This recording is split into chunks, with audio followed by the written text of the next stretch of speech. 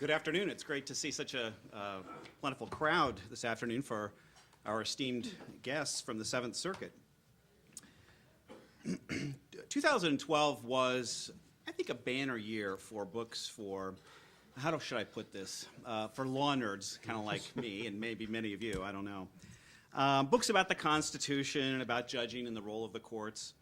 A few that we could name, there's The Oath by Jeffrey Toobin about the Obama White House and the Supreme Court. There is a lengthy biography of Judge Henry Friendly by David Dorson. Akhil Amar has a new edition with America's Unwritten Constitution, the precedents and principles we live by. Perhaps the one that's most famous for this group is the book Reading Law, The Interpretation of Legal Text by Justice Scalia and Brian Garner. This is the book that gave rise to many book reviews and some lengthy book reviews and some very skeptical book reviews. And it was a defense of originalism and some judicial canons of interpretation, but it gave rise to this intellectual scrapping with Judge Posner. And I think the most apt description of this exchange that I saw was at Above the Law, where they called it a case of mutual bench, B-E-N-C-H, bench slapping. Well, today we're going to discuss another interesting book on the philosophy of law published in 2012. It's this thin volume. Fourth Circuit Judge Harvie Wilkinson wrote it. It's called Cosmic Constitutional Theory: Why Americans Are Losing Their Inalienable Right to Self-Governance. Wilkinson, many of you may know of him, is a Reagan appointee. He was interviewed by President Bush, George W. Bush, for the Supreme Court vacancy created by the retirement of Justice Sandra Day O'Connor. And in this book, he speaks of cosmic theory in the sense of exploring theories of constitutional interpretation that purport to restrain the judicial role while providing a method to try to answer all constitutional questions. But I will say there is a decidedly mawkish tone to the title, for Wilkinson soon makes it clear that, in his view, the search for a unified field theory of constitutional interpretation is a fool's errand. He critiques several theories: living constitutionalism, originalism, political process theory, and even pragmatism, which I think has been made famous in more recent years. Judge Wilkinson gets around at the end of the book, after he critiques these theories, to answering the question, okay, so what does work? And I don't want to spoil the end, but it's a bit disappointing. So the question we ask today, is Wilkinson properly announcing the death of jurisprudence? So we have today to offer their insights two bona fide all-stars of the federal judiciary, who on a daily basis must make sense of the legal cosmos of which Judge Wilkinson writes. Judge Diane Sykes earned a BS degree in journalism at Northwestern University in 1980, a JD at Marquette University in 1984. After law school, Judge Sykes clerked for Judge Terry Evans at the U.S. District Court for the Eastern District of Wisconsin, who of course later was elevated to the Seventh Circuit. She was in private practice from 1985 to 1992 in Milwaukee, and won election to the Milwaukee County Circuit Court in 1992. After being appointed to the Wisconsin Supreme Court in 1999, she was elected to that court, where she served until her appointment to the Seventh Circuit in 2004. President George W. Bush nominated Sykes to the Seventh Circuit in November 2003. She was confirmed in June 2004 and became the first judge appointed to the Seventh Circuit by President Bush. Judge Hamilton earned a bachelor's degree from Haverford College in 1979, followed by a JD from Yale Law School in 1983.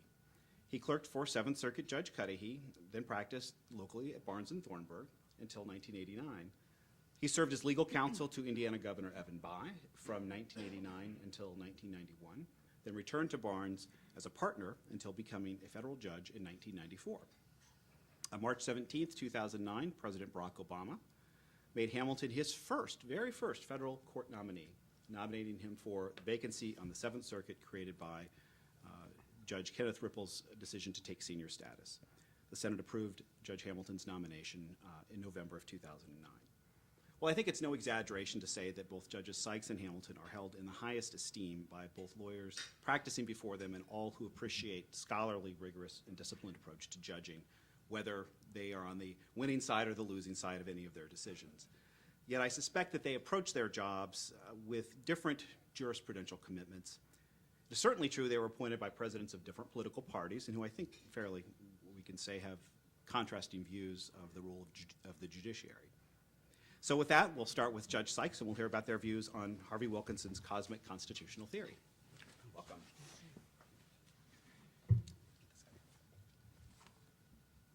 Thank you, Tom.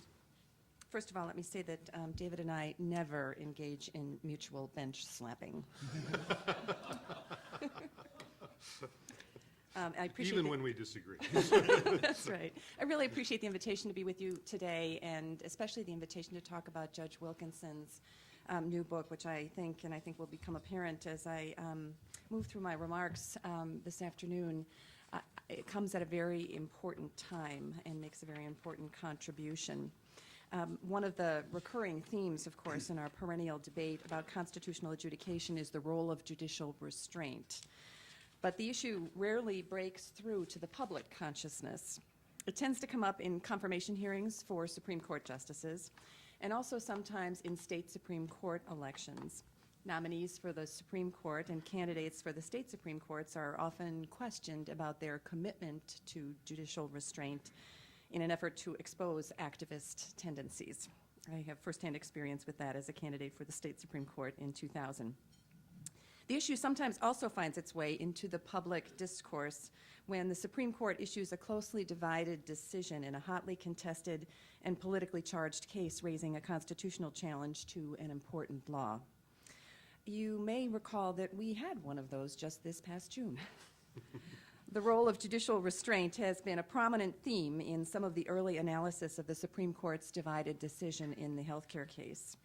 In particular, the Chief Justice's application of the doctrine of constitutional avoidance has come under special scrutiny. Even the President has entered the fray. He has raised the issue of judicial restraint in a controversial, or at least an unusual way. He pointedly criticized the Supreme Court's free speech decision in the Citizens United case during his State of the Union address in 2010, accusing the court of abandoning judicial restraint. And after oral argument in the healthcare case last spring, while the case was under advisement, he publicly challenged the court not to take what he said would be the unprecedented, extraordinary step of overturning his signature law. When the President of the United States confronts the court so explicitly, the general public is bound to sit up and take notice. The court's docket this term is certain to intensify the spotlight on the issue of judicial restraint. Among other high-stakes cases, the court will decide challenges to affirmative action and the Voting Rights Act. And with the cert grants in the marriage cases last week, judicial restraint will remain in the public eye, and certainly on the minds of all of us in the bench, bar, and legal academy. All this is simply to reiterate that Judge Wilkinson's book is both timely and important. It arrives at a pivotal time in our law and politics, and because it comes from one of our nation's most highly regarded federal appellate judges, it deserves our very serious reflection.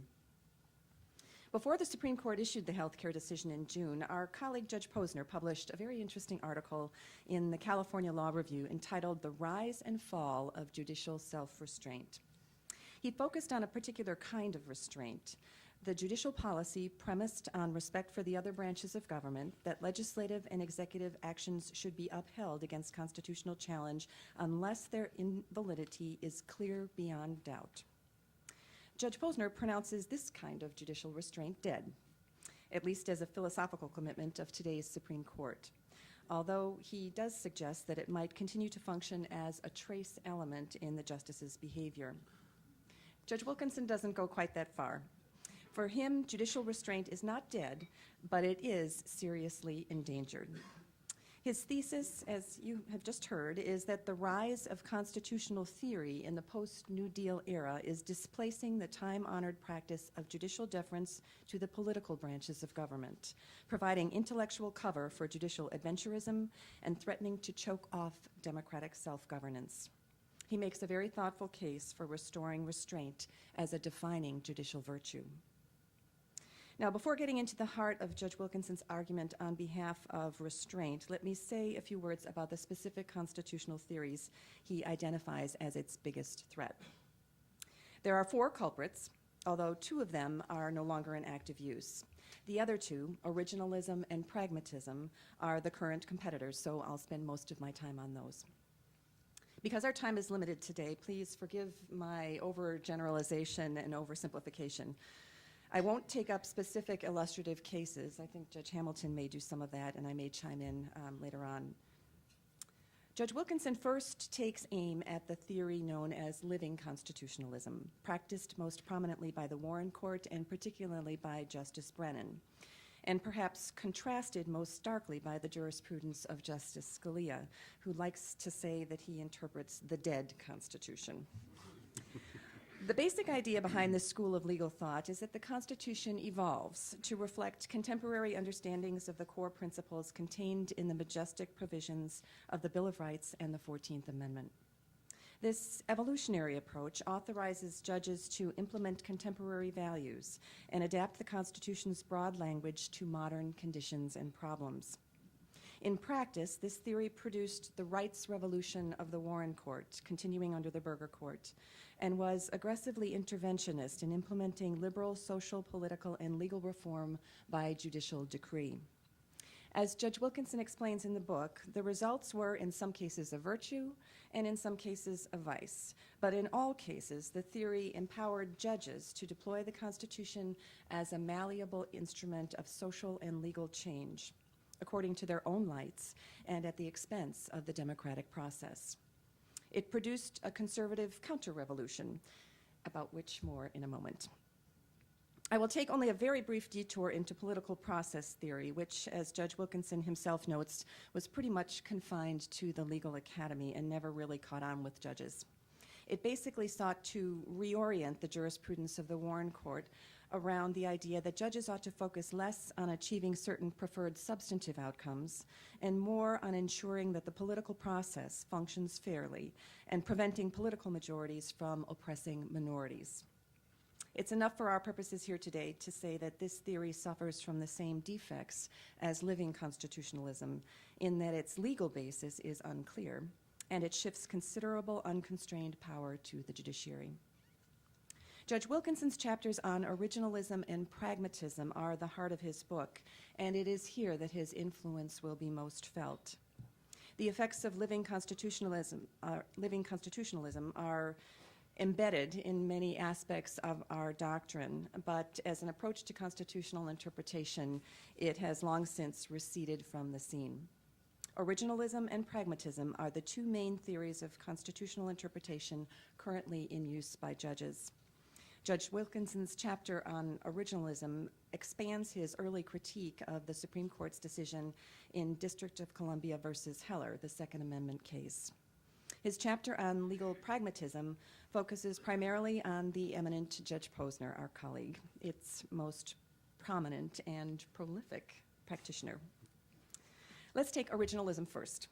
Judge Wilkinson briefly discusses the foundational contributions of Chief Justice John Marshall and, to a lesser extent, Justice Hugo Black, but he quickly moves to Judge Bork's exposition of the textualist originalist theory of constitutional interpretation in response to the Warren Court, and explains how it gained acceptance in the legal academy, even among liberal scholars, and then eventually took root at the Supreme Court.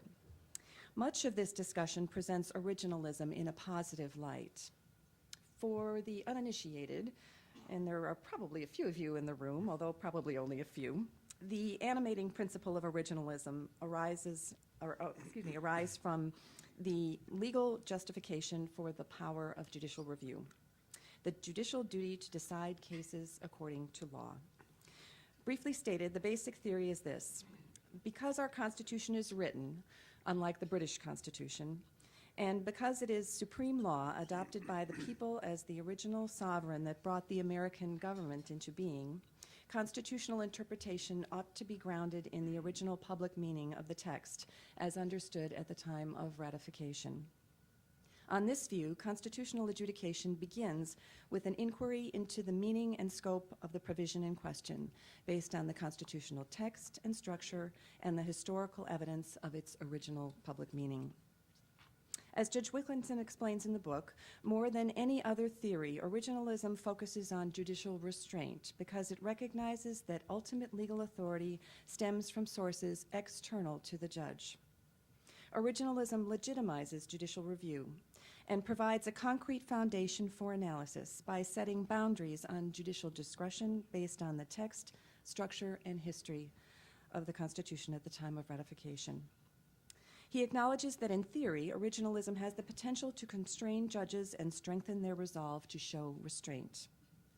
But he ultimately concludes that the theory has failed to deliver on its initial promise, largely because judges are amateur historians and the text and historical indicators of original meaning are all too often inconclusive. He concedes that there is nothing intrinsically wrong with gaps between theory and practice. Indeed, he writes, they are unavoidable. What matters is whether the gap between theory and practice leads to salutary outcomes or detrimental ones. And in his view, with originalism, the outcomes are anything but salutary. The Supreme Court's decisions in Heller and the follow-on case of McDonald versus City of Chicago, which incorporated the Second Amendment right against the states, are exhibits A and B in Judge Wilkinson's catalog of bad outcomes. To put it mildly, he is decidedly unpersuaded by the court's historical analysis. In his view, the original meaning of the Second Amendment is transparently contestable. So for him, Heller and McDonald are prime examples of how originalism preys on the natural weakness of judges, the tendency to substitute their own preferences for those of the Constitution. In the end, he writes, the close historical questions that often arise in originalist analysis are vulnerable to subconscious thumbs on the scale. There is a note of sorrow here. As I have noted, he writes admiringly of originalism and finds it immensely sad that a theory that was boldly advertised at its inception as a constraining force on the judiciary has been hijacked for unrestrained excursions into the prerogatives of the other branches of government. Finally, Judge Wilkinson turns to Judge Posner's pragmatic approach to judging, which he describes as an anti-theoretical response to the various unifying theories of constitutional interpretation that have arisen in the post-New Deal era. To vastly oversimplify, Judge Posner's legal pragmatism is a flexible approach to judging that focuses on the consequences of judicial decisions for the parties and for the broader economic, social, and political systems. The object is to achieve good outcomes. Judge Posner does not limit himself to the usual authoritative sources of law. I was waiting for that to sink in. I know that comes as no surprise to those of you who practice in our court. When the traditional legal materials do not answer the question in the case, or when they produce an unsatisfactory answer, the pragmatist judge will weigh the costs and benefits of the various decisional options and choose the best one. Judge Posner thinks it best that we candidly acknowledge that when the law is underdeterminate, as it sometimes is, the judge is acting essentially as a discretionary lawmaker.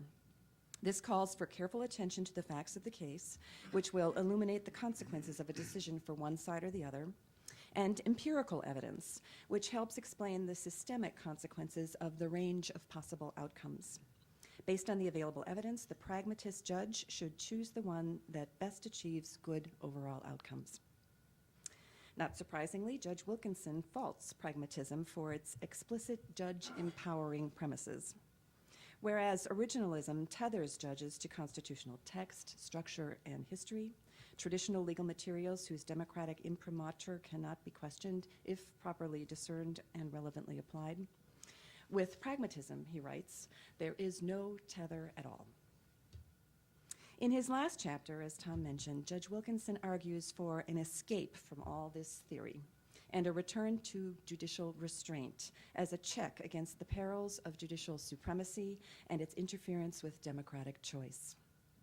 I detect a nod to originalism here. There's a sense in his summation that he thinks originalist theory might have a role to play if only it could be trusted to channel restraint. Judge Wilkinson is a traditionalist and a moderate conservative.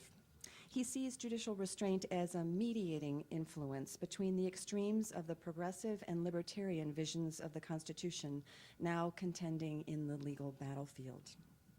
He closes with an eloquent plea for judicial humility.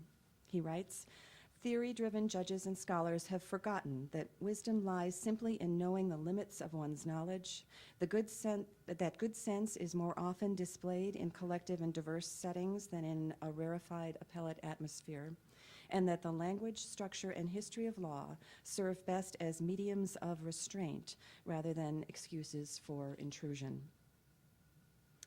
I have long admired Judge Wilkinson's work and hold him in the highest possible esteem. So I was not at all surprised to find myself agreeing with much of what he had to say in Cosmic Constitutional Theory. Restraint in the exercise of judicial power is indeed a virtue. Judicial mistakes on constitutional questions are extraordinarily difficult to fix. Arrogating too much power to the judiciary is destabilizing to our political and legal order. It disturbs the balance in the constitutional design, distorts our politics, and undermines our ability to democratically shape and alter our basic legal, civil, social, and economic institutions. So I share Judge Wilkinson's view that the responsibility of judicial review is so consequential that it's best to take the long view of our nation's history and proceed with a clear-eyed understanding of the constitutional limits on the judicial role and the prudential limits of judicial competence. Where I part company with Judge Wilkinson is in his claim that all modern theories of constitutional law are inconsistent with the proper understanding of the judicial role and ought to be resisted in favor of judicial restraint, understood as a general policy of deference to the political branches. Deference is owed when deference is due, and a default position of judicial non-intervention doesn't answer the question of when precisely it is right to defer. Or to be more specific, it answers the question in a way that invites judges to decline to correct unconstitutional exercises of authority by the other branches of government. And that is contrary to the essence of judicial duty.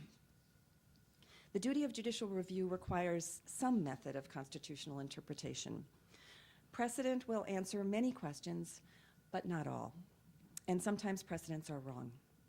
The Supreme Court regularly decides cases for which there is no controlling precedent. That just goes with the territory.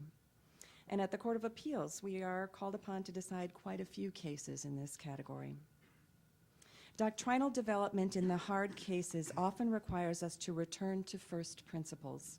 Adjudicating constitutional questions necessarily requires a decision method for resolving how the Constitution should be interpreted and applied.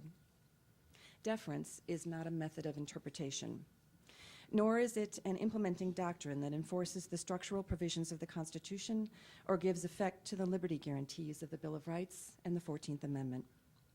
Restraint is a venerable principle, but it cannot do all or even most of the work in constitutional adjudication. It simply does not address itself to the meaning, scope, or application of the fixed and enduring principles of our written Constitution. Originalism does so, and more than any other theory of constitutional interpretation, it makes sense of the justification for the power of judicial review. We all know our Marbury versus Madison. The judiciary's authority to set aside an otherwise valid law in the name of the Constitution arises only by inference from the judiciary's duty to apply the law, including the law of the Constitution, in individual cases. As faithful judicial interpreters, our inquiry into the law of the Constitution ought to be grounded in the principles the framers and ratifiers fixed in its text and structure. Implementing doctrine has an important role to play, but Judge Wilkinson is entirely right that by anchoring constitutional adjudication in the text, structure, and history of the Constitution, originalism best legitimizes judicial review. In many ways, Judge Wilkinson's book captures the evolution of the conservative legal movement and the transition that has been underway for some time now, but has only more recently emerged in the decisions of the Supreme Court. In its early years, the primary concern was to stand athwart the jurisprudence of the Warren Court yelling, "Stop." Apologies to William F. Buckley. Thus, the emphasis on judicial restraint, understood as deference to the policies and value judgments of the political branches of government, as a check against judicial supremacy. But the initial emphasis on deference did not address how the Constitution ought to be read, interpreted, and applied. That would come later, as originalism was developed and refined. Now, restraint is understood as deference to the Constitution, rather than to the subordinate law made by contemporary politicians. The old and new understandings of restraint will be in tension this term as the Supreme Court works its way through the historic and consequential cases on its docket. Judge Wilkinson's contribution to reconciling that tension is most welcome. Thank you very much for your attention this afternoon.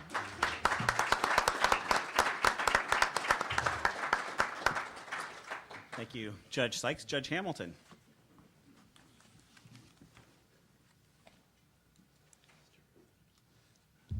Good afternoon. Excuse me. Good afternoon. And thank you all very much for the invitation to join you this afternoon and to join my colleague, Diane Sykes. There is no one with whom I enjoy working more. We don't always agree, but we always get along, and in our both privately and publicly. I'd like to thank those of you responsible for this event that I know about, including Brian Paul and Tom Fisher and Jeff Slaughter for your work. I'd also like to note I brought along what somebody described as my cheering section. I don't know if it's going to turn out that way, but my father, Dick Hamilton, sister Lisa Hamilton, and her husband, Dave Hensel, a longtime member of this group, are here, as are my current law clerks who are spread around the room. Thank you all for being here. It was a treat for me to read Judge Wilkinson's book. It brought to mind a couple of stories. In his focus on originalism, he decides to focus on Judge Bork as his primary sparring partner in this. Professor Bork was my constitutional law professor. That may come as a shock to some of you who know my work. When Bork was teaching us, he told us a story about when he was a 1L student at Chicago taking constitutional law. According to him, as I recall, he didn't attend class very much, or at least didn't do much of the reading. So he decided to prepare for the final exam by reading the text of the Constitution the night before, very carefully. According to him, that really wasn't sufficient for the final exam that he had to take. And he advised us that as committed a textualist as he was, he didn't suggest we follow that approach for his final exam either. A couple of years later, after Professor Bork had been appointed to the D.C. Circuit, he came back to New Haven once a week to teach a seminar on theories of judicial review, which I had the opportunity to sit in on. It was fascinating to work through these various theories as they had developed up to that point 30 years ago. As I recall it, about half the class generally agreed with Professor Judge Bork at that time, and they all went to work for the Justice Department under President Reagan and later Attorney General Meese. The other half of the class didn't buy into his theories quite as completely, and we scattered to the four winds. But that group included that future Professor Akil Amar, who was then a 2L student, rather precocious, and the author of this year's America's Unwritten Constitution, a title that I'm sure causes heart palpitations among Professor Bork and others who are concerned about that. And just in case you think that Judge Posner has only been sparring with Justice Scalia this year, you ought to see his review of America's Unwritten Constitution. Promiscuous is one of the verbs, one of the adjectives that figures in that discussion. I mention these just to say that these are old debates, and these debates are continuing. But since law school, I have to say I spent relatively little time following the ins and outs of the latest debates. I never found any of these theories terribly satisfactory, and therefore love Judge Wilkinson's book as he criticizes so many of these theories. What I've been doing for the last 30 years as a lawyer and then as a judge, as far as constitutional law goes, is doing it. And Wilkinson is a guy who just does it. He has pulled together, as Judge Sykes has laid out, critiques of the principal theories as well as identifying their virtues. And he emphasizes the virtues of judicial restraint. Does he have a theory of his own? He denies it. I think there is one. It's implicit. But it is not certainly a cosmic theory. At the risk, he might not accept this characterization, but I would suggest that a lot of Judge Wilkinson's emphasis on judicial restraint is based on what Professor Charles Black, who was in essence Bork's more liberal counterpart teaching con law to our class 30 plus years ago, would have called constitutional law by structure and relationship. The principles of judicial restraint derive from structures and relationships among branches of government established by the Constitution. We begin with the counter-majoritarian problem. What justifies judges, elite members of one particular profession, overriding the decisions of the democratically elected branches of government? We work with a text that invites interpretation and elaboration in case law.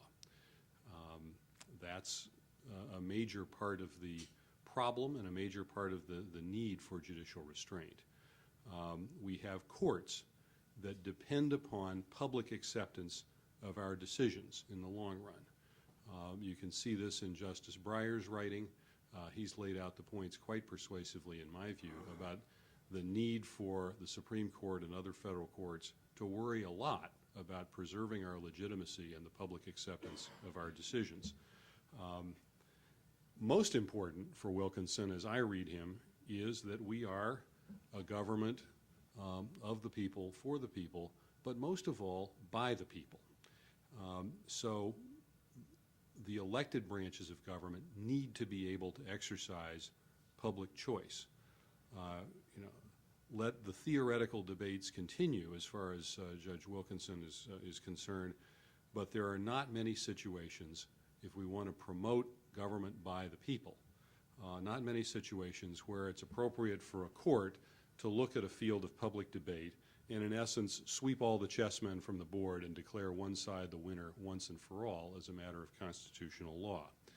There are a few areas where he is willing to do that, where he sees it as our clear obligation, but we don't need to solve all problems under the aegis of constitutional law.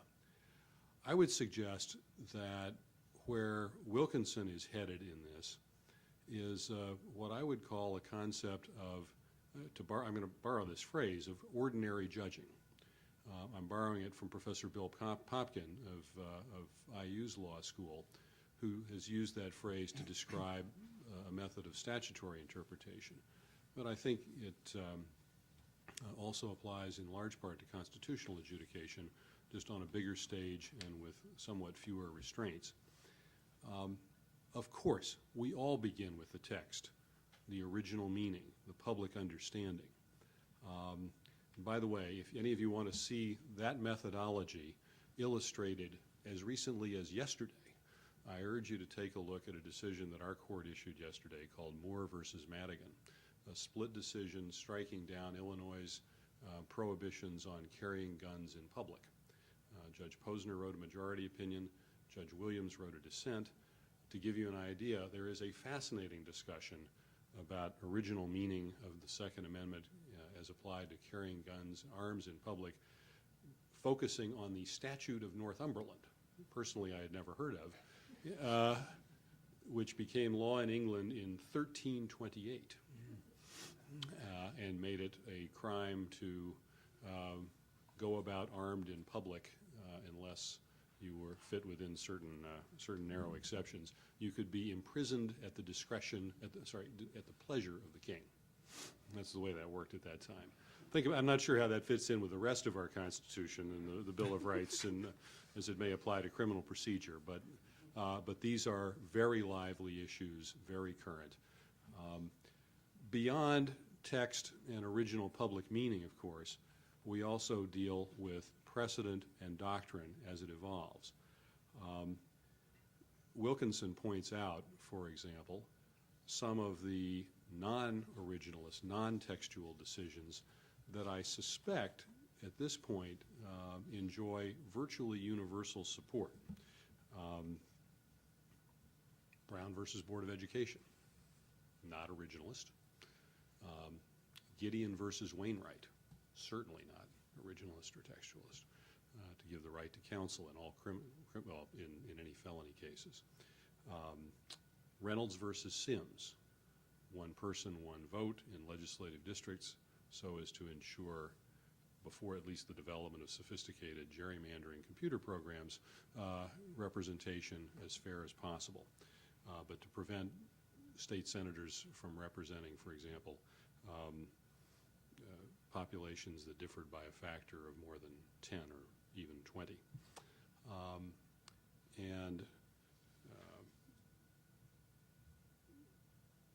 Miranda, not a textualist decision, not an originalist decision, but one that has now reached deep acceptance in our society and has taken hold so that its original opponents have accepted it, as you saw in Chief Justice Rehnquist's opinion in the Dickerson case. Text, original intent, precedent, doctrine, concern about the structures and relationships among different branches can take you a very long way. They will not always answer the questions. You can have lots of debates within the framework that those set up, and those are the kinds of things that Judge Sykes and I and those of you in this room deal with every day, every week. But when you have to go beyond that, there is, I think this is what Judge Wilkinson is getting at, a need to focus on the institutional competences that courts have. We need to focus on what you can call ordinary judging or good old-fashioned legal analysis. Focus on the things that are the key elements of the rule of law: interpretation and application of public sources of law, done through a public explanation for which the authors are accountable to explain themselves, rules that will be indifferent as between different parties, and a willingness to apply rules generally. Those are what I think of as they're not original obviously, but what I've learned to recognize as the key aspects of a genuine rule of law: close analysis of precedent through those processes, accountability to the learned members of our profession, provide significant, meaningful restraints on any individual judges or panels or courts' discretion, ultimately backed up by the potential of public resistance to courts' decisions. Those all, I think, provide sound and appropriate bases for judicial restraint, even if they are not a guarantee that you will never disagree with a court's decision or never find a particular panel or court going beyond its warrant. To illustrate this, I'd like to take a few minutes to talk about two cases from our court that were both argued on the same day, September 13th, 2011, before a panel of Judge Posner presiding, Judge Sykes to his right, and me to his left. They produced a couple, I hope you'll find them interesting. One case is ACLU of Chicago versus Alvarez. For those keeping notes, it's 679 F. 3rd 583. An Illinois law made it a crime to record the audio of a person in a conversation without, or of any conversation, without consent of everyone involved in the conversation. The question was whether that violates the First Amendment as applied to audio recordings of police officers doing their work in public. Judge Sykes and I agreed, in a great opinion by Judge Sykes, that law violated the First Amendment. Judge Posner dissented. The Supreme Court denied cert a couple of weeks ago. I note that I did happen to have on MSNBC that night And Lawrence O'Donnell was lavish in his praise of Judge Sykes' opinions. Red letter day.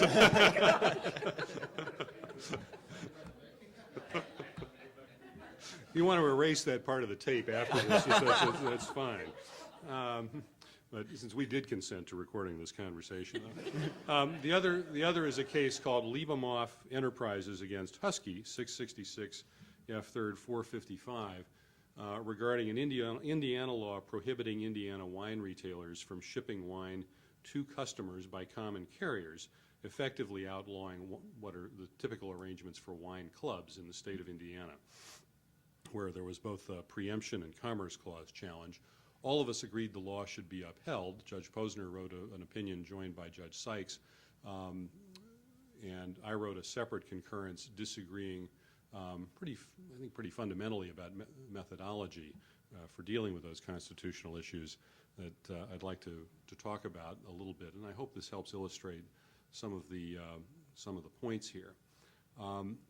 The text of the we have an Indiana law that says if you sell wine and deliver it to customers, only your own retailer employees can make the delivery. You can't ship by UPS or the Postal Service. Section 2 of the 21st Amendment says the transportation or importation into any state, territory, or possession of the United States for delivery or use therein of intoxicating liquors in violation of the laws thereof is hereby prohibited. Okay? Transportation or importation, intoxicating liquors for delivery or use therein in violation of the laws thereof, it's prohibited as a matter of federal constitutional law.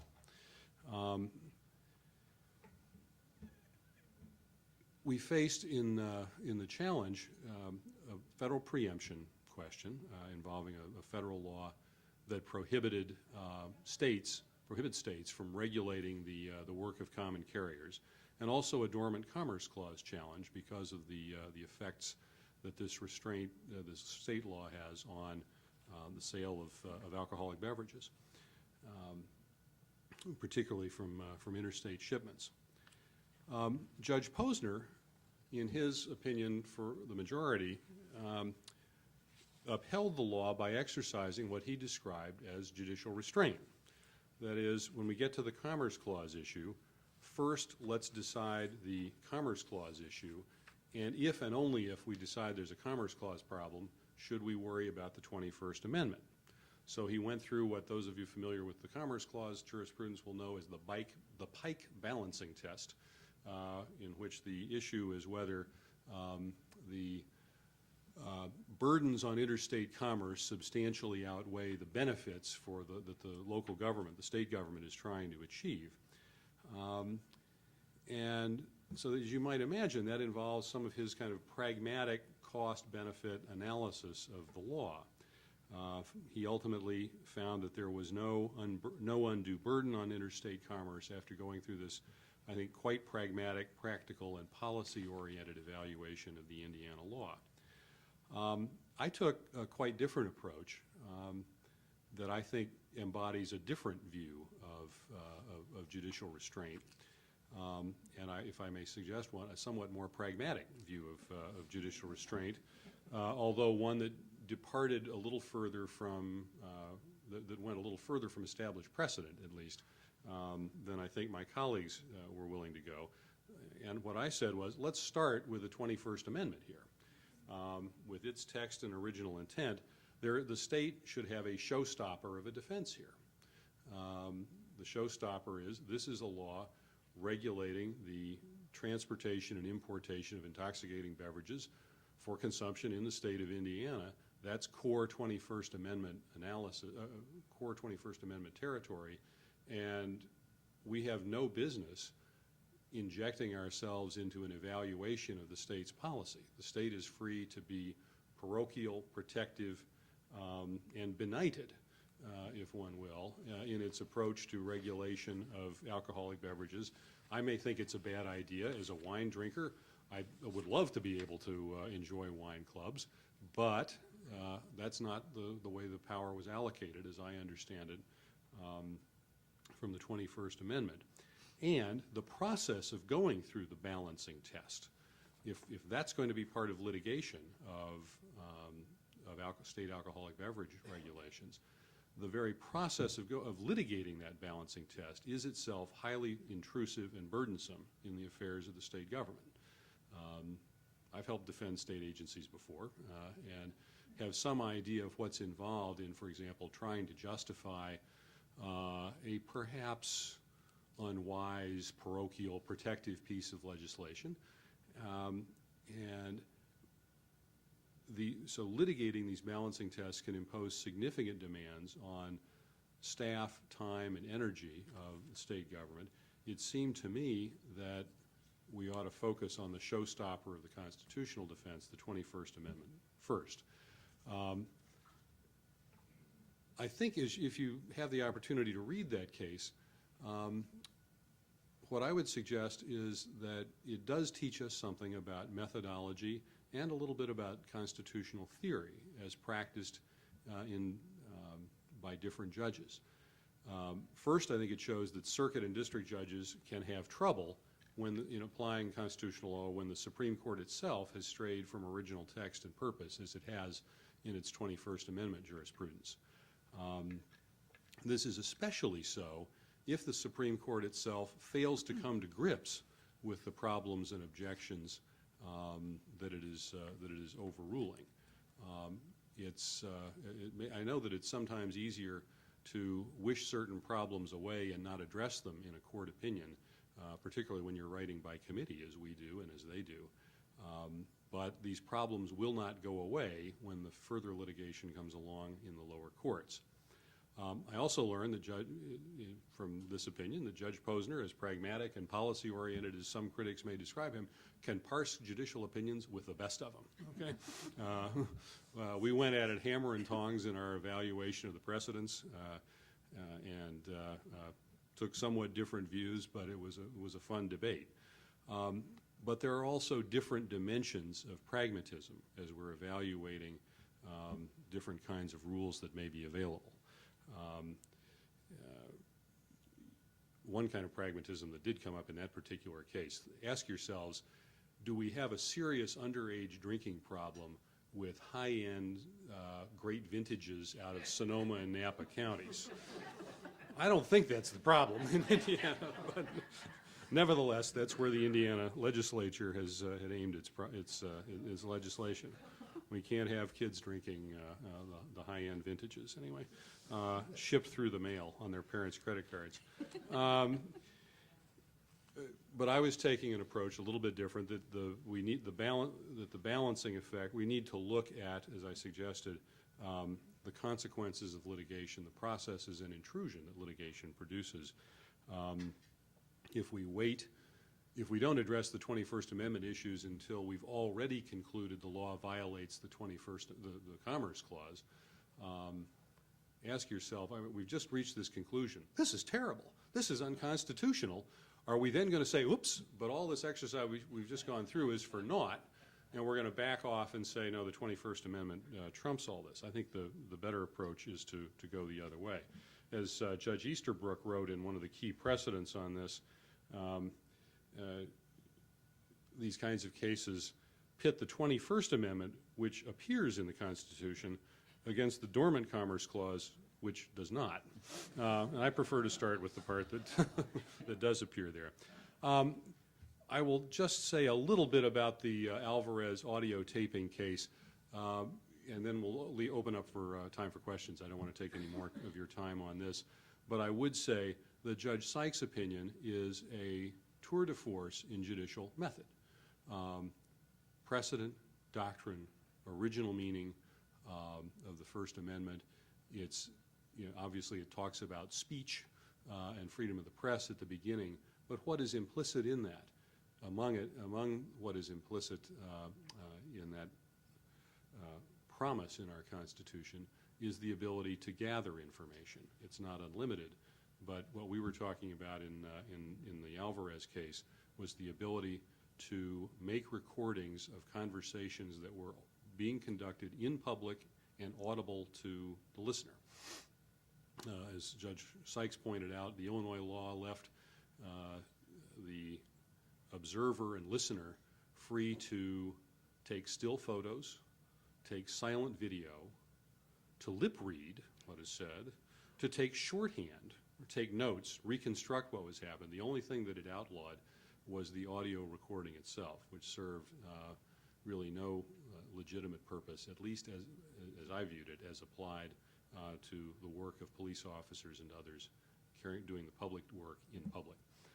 Judge Posner took a very different view, very troubled about intrusions on privacy, and went back to an original, much narrower understanding of the freedom of speech and press.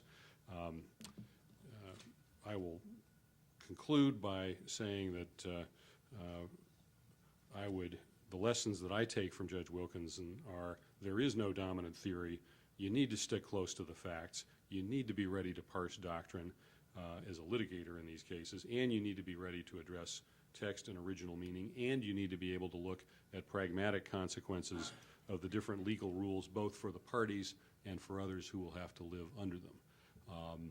That's a pretty free-floating, wide-open range for litigation and adjudication. But remember, we do have to do it in public, and we have to explain ourselves to the reasonable satisfaction of the public and those of you in the profession who pay attention to us. We'll open up for questions and comments by others. Thank you very much.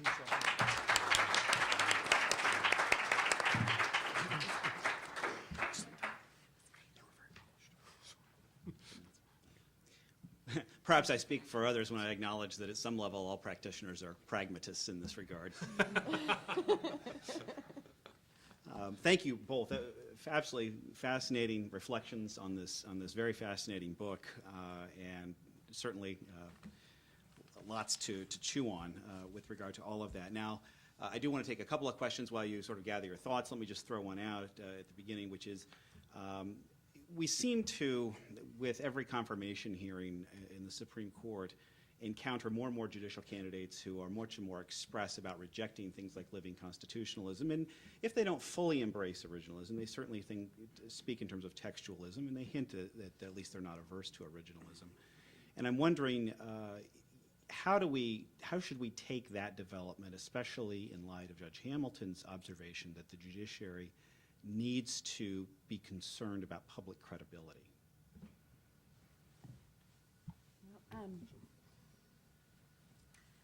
I agree that originalism has enjoyed a significant measure of respect to the extent that it's now talked about in the context of confirmation hearings for Supreme Court justices and in other public discourse. It's not just the property of the legal academy, and so in that sense, Judge Bork's project has been extraordinarily successful, but in terms of the legitimacy of the judicial role, as I explained in my prepared remarks, that is one of the animating principles of originalist theory, that because the Constitution is law, because it's supreme law, because it's it needs to be interpreted as such, we ought to focus on text and structure and history the way we would interpret any other source of law, any other legal document like a statute. It bears many resemblances to statutory interpretation, accepted methods of statutory interpretation, and Judge Wilkinson talks about this in the book. And so it very much seeks to serve that legitimating process for the institution of judicial review by publicly explaining in a persuasive way why the claim in the case comes within the scope of the constitutional provision in question or does not, or why it applies in the way that it does. And I completely agree with what Judge Hamilton said about the need for implementing doctrine once we get our hands on the meaning and scope of the text. That's not going to answer all the questions. We obviously consider precedent, and we all consider the consequences of a decision one way or the other on the legal and political order. Those are all valid and important considerations, but the anchor is text, structure, and history for originalist judges and for originalist scholars. And as I explained in my remarks, in my judgment, that is most faithful to the justifications for the institution of judicial review? It's a very interesting question, Tom, and I think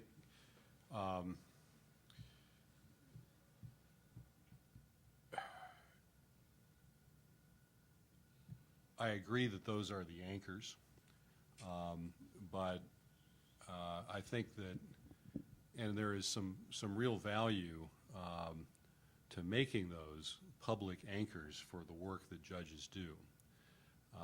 But I have to say that I think the oversimplified rhetoric between judicial restraint and judicial activism, which both words that tend to be used depending on whether you like the result or not, that's the way those words have come to be used in our public discourse.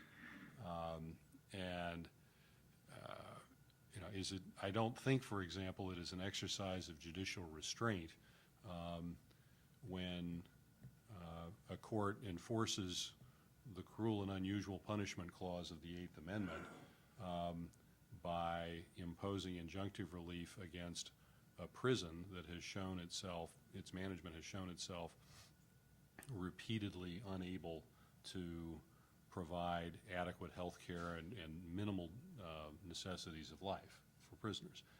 Everybody recognizes that that is an extraordinary step for a court to take.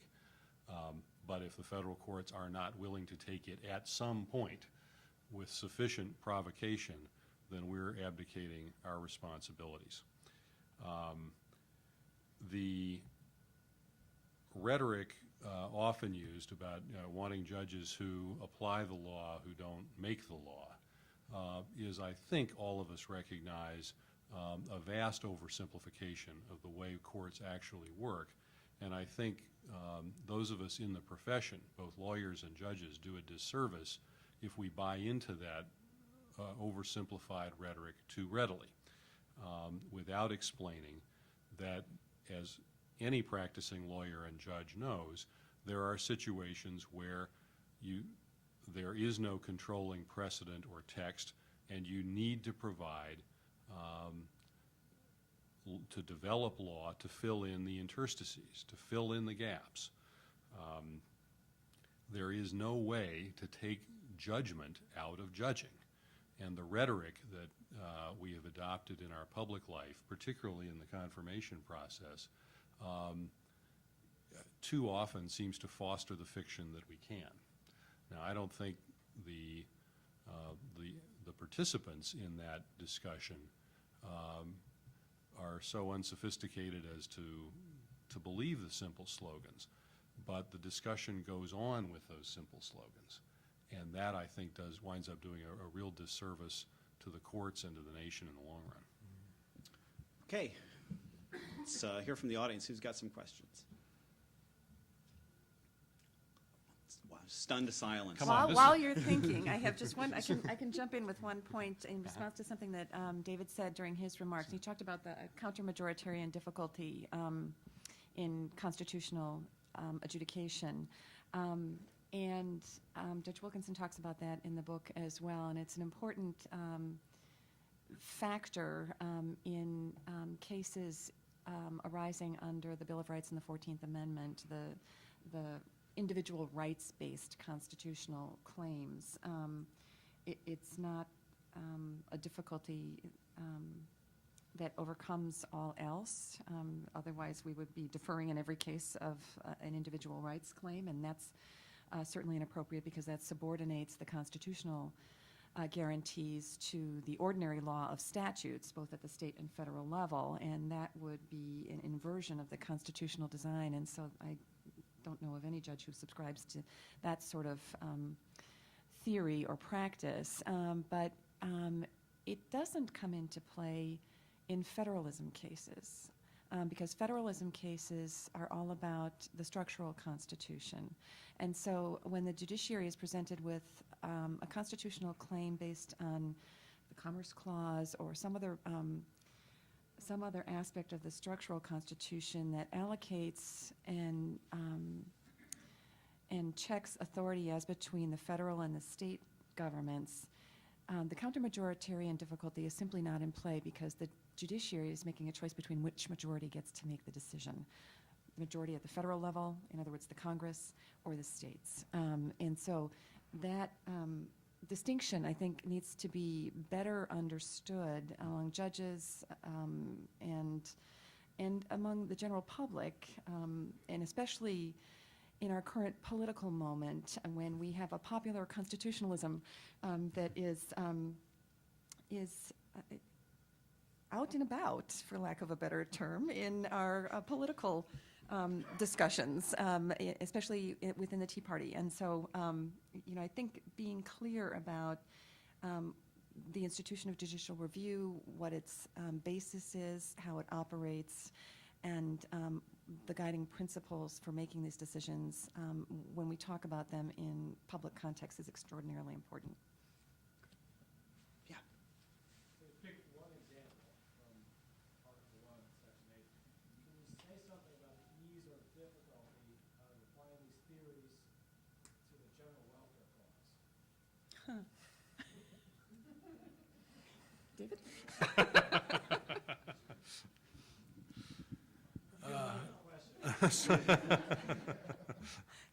I hope I don't ask questions that hard during oral argument, but so. It's a great question.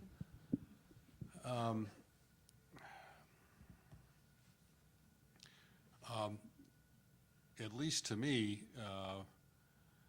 the breadth of that phrase implies a pretty broad power. And when you're talking about what Congress is able to do, I think that I tend to find myself pretty much in the deferential mode, whether I like the current Congress or don't like the current Congress. And this is where I'm comfortable with Wilkinson's approach that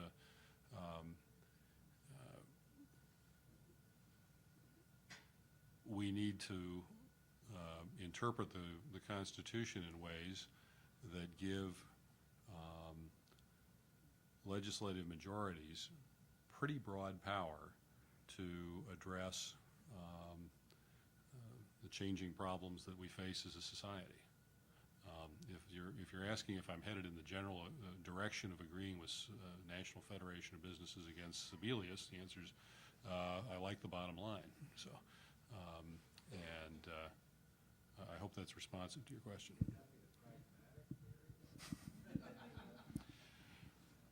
I think it's more of a structure, relationship, and judicial competence that particularly when we're dealing with broad economic and domestic policy issues, judges aren't very good at figuring this stuff out, and the text of the Constitution and the original intention was to provide a broad text and broad powers. Yeah, and I agree with what David has said about that. This is an aspect of the structural Constitution that I think is going to see much more action in litigation after the NFIB versus Sebelius case, the healthcare cases, because of the spending clause section of that decision. The clause says that the Congress can tax and spend for the general welfare, and Congress has used this authority capaciously, and in all of its spending clause legislation, and that gets around the limits, such as they are, on the commerce power, because it allows the Congress, through this theory of contracting with the states, to do an awful lot that looks like regulation by way of the vast spending clause programs that the federal government sponsors in essentially a contract relationship with the states. And the healthcare case strengthened that conceptualization of spending clause legislation to the extent that it said that the expansion of the Medicaid program really violated the terms of the original contract with the states in the Medicaid Act so dramatically that it violated the spending clause. It constituted a form of commandeering and couldn't be sustained. And the remedy imposed was to invalidate the section of the Medicaid Act that allows the Secretary to cut off all Medicaid funds if the states didn't agree to expand their program. So, I think we're going to see more activity in this area, and it is going to raise the structural and relationship issues that David referred to. And for those of us in the lower court who are going to have to be figuring out the limits of that conceptualization of this kind of congressional legislation, it's not going to be an easy job. If I could add, I would say, with respect to the spending clause, the unconstitutional condition part of Sebelius, I'm still trying to figure out what this means, okay? Because it seems to grant a kind of constitutionally protected status to current legislation and funding arrangements. And I confess that I found Justice Ginsburg's dissent on that point very persuasive. So I don't know how much further the majority is willing to go in restricting legislative freedom to change funding arrangements. But we'll have to wait and see how that shakes out. I had not expected when I went on the court to wind up spending a lot of time learning about the Second Amendment or the spending clause, but I'm suspecting that those are going to be major parts of the jurisprudence that Judge Sykes and I are going to be working on for the foreseeable future. So. Brian, how are we doing? One more. Yes. Where do you think the notion of political context fits within the frameworks of constitutional interpretation? And by example, I found your discussion of the Husky case, which I think is the Wine case, fascinating, but it strikes me that the language of the 21st Amendment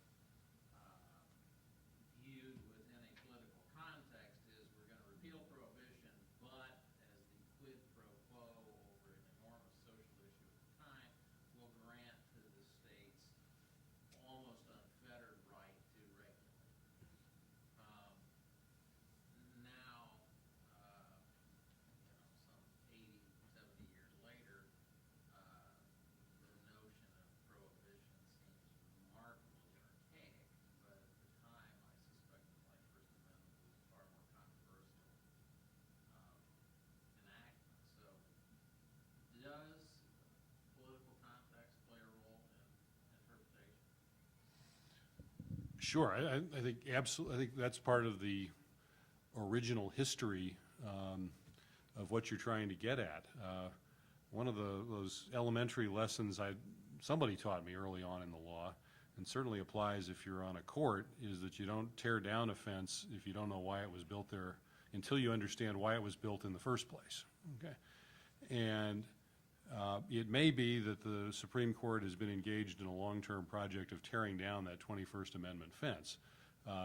Professor Tanford, many of you know, has done a lot of these cases around the country and has reminded me that the Supreme Court, in considering these alcoholic beverage cases, has ruled against the states in it's either 15 out of 16 or 17 out of 18 over the last 40, 50 years. And what I was doing was definitely bucking the trend. But I think that the original quid pro quo that you've described is exactly what happened and should be respected. Now, it may be that in this respect, some people who you would not suspect of being living constitutionalists have headed in that direction. So it's an interesting problem, but I think that the original context, the political compromises that were made to get that text into place are vital and deserve our respect. Yeah, and I would agree with that.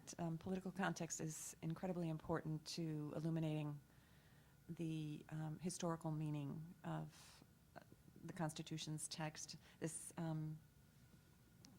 came up on a number of occasions in questions of state constitutional law when I was on the state Supreme Court, and also in the right to bear arms context. Wisconsin amended its constitution in the mid-1990s to add a right to bear arms, and it was much more explicit than the Second Amendment, and listed a whole laundry list of permitted purposes that citizens of Wisconsin had the right to bear arms for.